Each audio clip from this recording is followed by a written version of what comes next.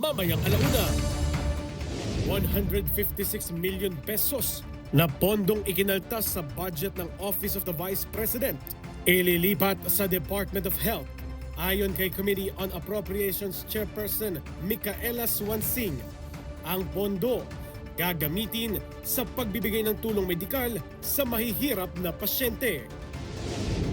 Bukas, tapat at nasa tamang oras na pagpasa ng Kamara ng pambansang budget, tiniyak sa ilalim ng pamumuno ni Speaker Faustino Bogie D. III.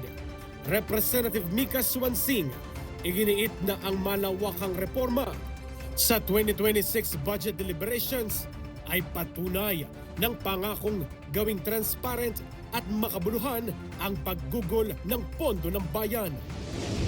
Mga pasilidad na naapektuhan ng bagyong Opong sa Masbate, binisita ng ilang opisyal ng pamahalaan, daan-daang tourism workers nakatanggap ng emergency cash aid.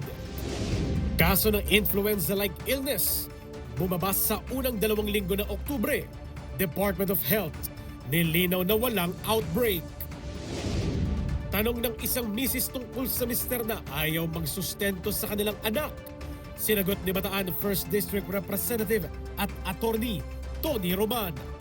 Abangan lahat ng yan sa Alauna sa Balita dito lang sa Congress TV at IBC.